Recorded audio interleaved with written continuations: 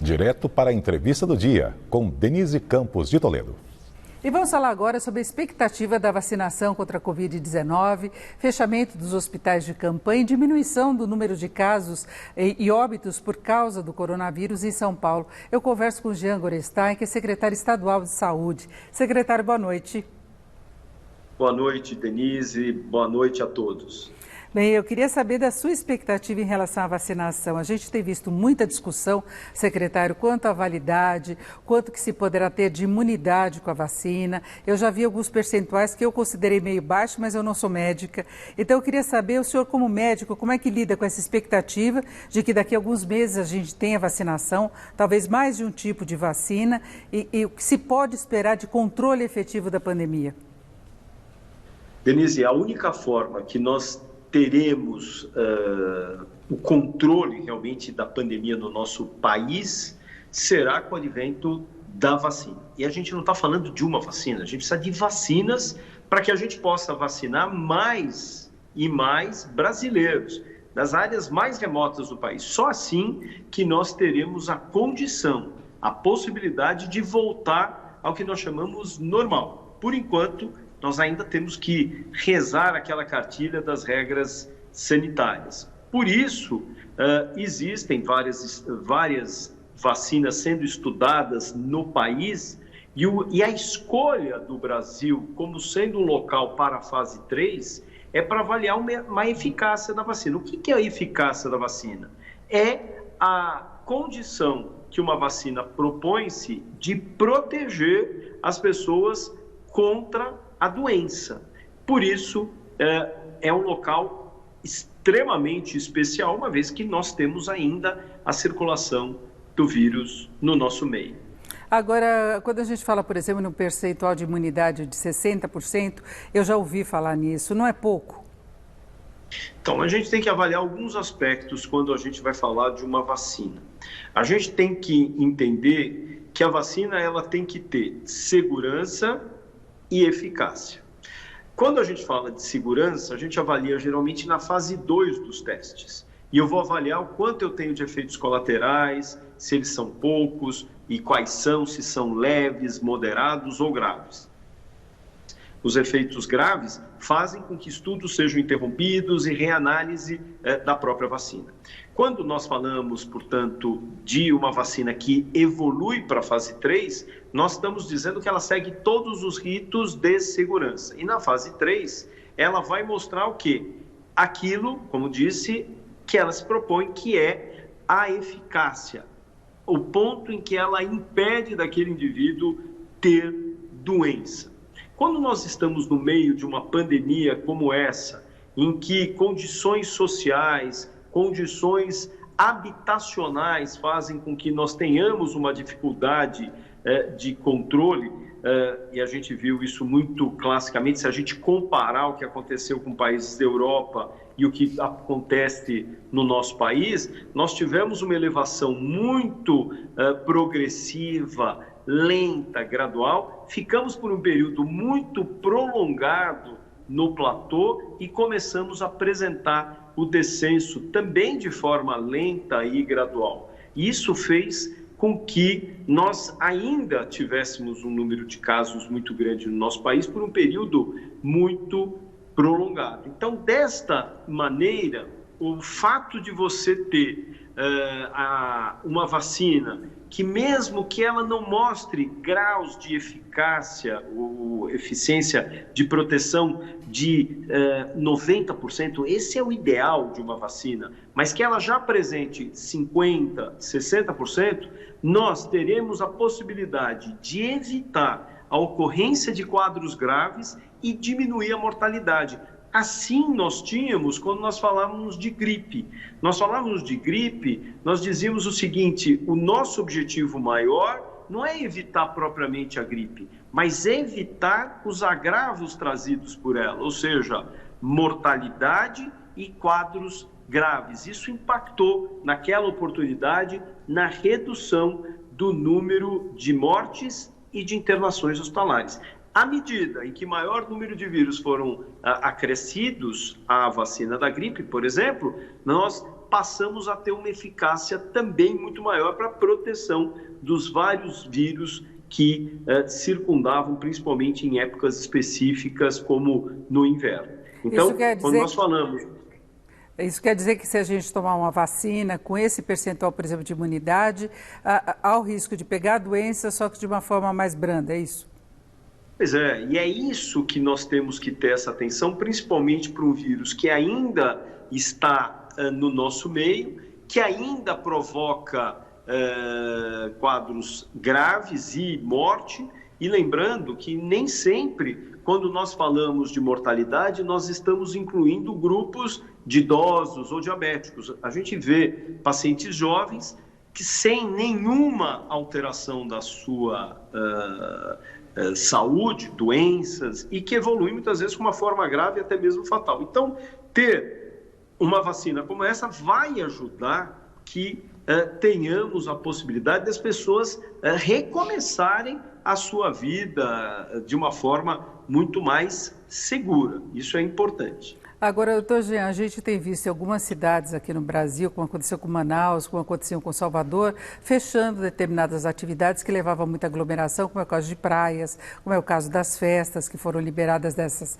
cidades. A Europa passando por uma nova onda, que eles não chamam de nova onda, mas é um aumento que tem preocupado o número de casos. O Reino Unido já fechou algumas atividades. Aqui no Brasil nós podemos passar por esse processo também, em São Paulo em particular. O senhor conta com essa possibilidade? Olha, eu não acredito que nós tenhamos o que aconteceu, por exemplo, na Europa, em Israel, por exemplo. Eles tiveram um número muito elevado de casos de uma forma muito rápida e, através de medidas muito mais restritivas, porque a condição social e econômica lhe permitiram, eles fizeram um lockdown, ou seja, fecharam tudo e, com isso, nós tivemos nessas regiões uma queda muito rápida do número de casos. Porém, a abertura ela não foi flexibilizada, ela foi aberta, seja bares, restaurantes, discotecas, e aí o que passamos a ver nesses países foi a circulação de um vírus, mas principalmente deixando um grupo diferente daquele da primeira onda, que eram jovens de 18 a 29 anos. Por quê? Porque eram aqueles que circulavam mais, que saíam mais à noite e, com isso, claramente levavam tanto para as suas casas e retomavam e comprometiam também aqueles que ainda respeitavam as medidas de restrição. No nosso meio, nós não chegamos a restrições tão importantes. Por quê? Porque nós tínhamos questões sociais, habitacionais, as pessoas moram muitas vezes num cômodo com 7, 8 pessoas e tão dificilmente você tem a possibilidade de promover um distanciamento entre as pessoas.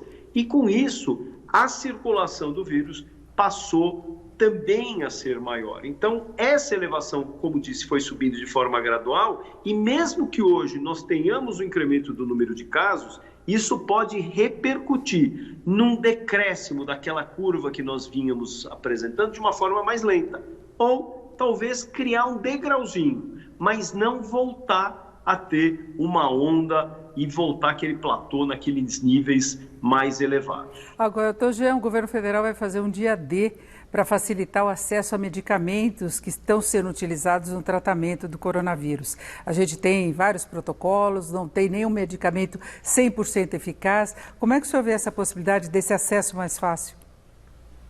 Nós temos que entender que todo médico tem todo o direito de fazer a prescrição que ele, como médico, um técnico estudado, achar melhor para os seus pacientes. Mas nós temos que lembrar que nenhuma dessas medicações mostrou no teor científico nenhum efeito no ponto de vista de tratamento de Covid, mesmo nas fases muito mais precoces. De toda forma, como são medicações que estarão disponíveis para as pessoas à medida que houverem as prescrições dadas por esses médicos. Mas reforço que nós não temos embasamento científico nenhum que justifique o uso dessas medicações, muito pelo contrário, nós vimos que algumas dessas medicações podem levar a efeitos colaterais, efeitos esses até mais graves, principalmente no ponto de vista cardíaco, levando arritmias cardíacas, o que pode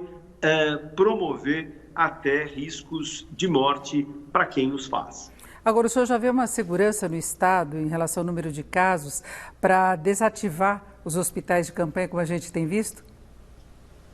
Não tem dúvida, o número de ocupação dos leitos da unidade de terapia intensiva, seja no estado, seja no município, estão abaixo de 46%, portanto, muito diferente daquilo que nós víamos anteriormente. Então, é importante que aqueles hospitais que se voltavam exclusivamente para o tratamento do Covid, especialmente os hospitais de campanha, então, sejam encerrados. Aqueles hospitais que eram, por exemplo, uma maternidade, que era um hospital cardiológico e que se voltou ao Covid, volte também a atender às suas vocações. Isso é importante. Se os serviços estão retomando, serviços de alimentação, serviços como parques temáticos, então nada mais certo do que nós também retomarmos a saúde.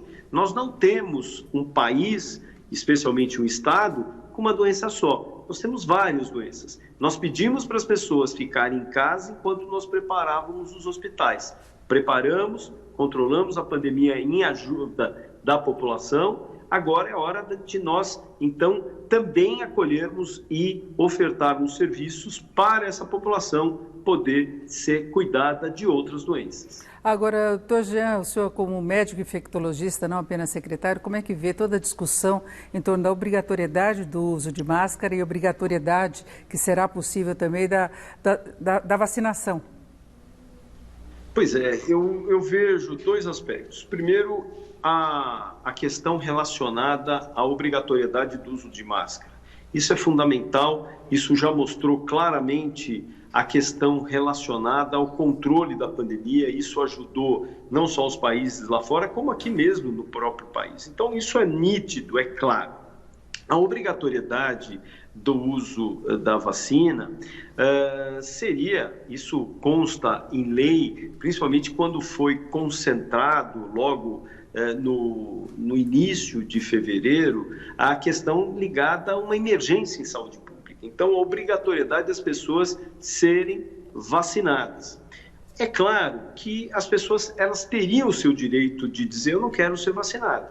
O que eu acho é que, especialmente num momento como esse, em que nós não temos ainda doses suficientes, nós vamos vacinar quem tem interesse. É isso que nós temos que lembrar, que aquelas pessoas, e quanto mais pessoas que tomem a vacina estejam protegidas, para nós é melhor. Então, olhar nesse momento e discutir se nós devemos obrigar ou não as pessoas a tomarem a vacina, talvez não seja a questão. Hoje a nossa discussão é: precisamos de muito mais vacinas para vacinar muito mais brasileiros, porque a maioria dos brasileiros querem tomar a vacina, precisam se sentir seguros para retomar as suas atividades de uma forma voltando àquele normal. Perfeito. Conversei aqui com o Jean Gorenstein, que é secretário estadual de saúde. Doutor Jean, muito obrigada, uma boa noite. Muito obrigado, Denise. É sempre um prazer conversar com você. Você.